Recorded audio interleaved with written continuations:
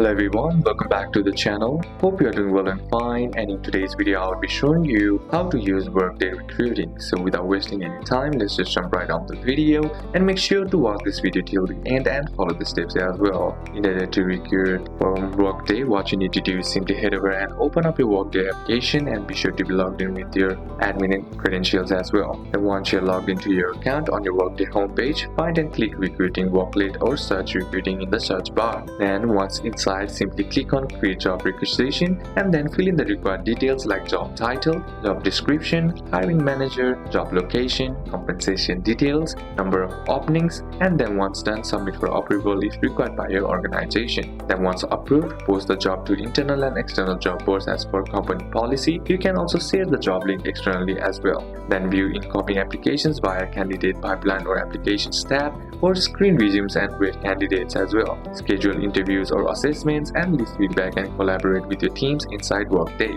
You can also update candidate status and use the workflow to track progress, and when ready, generate and send an offer letter through Workday and track of offer acceptance. Initiate onboarding tracks for accepted candidates if your company uses Workday onboarding. So these are a couple of steps that you can apply, and that's it for today's video guys. Hope this video was useful to you. Leave a like if it did, comment down any questions that you have, and see you soon on the next one.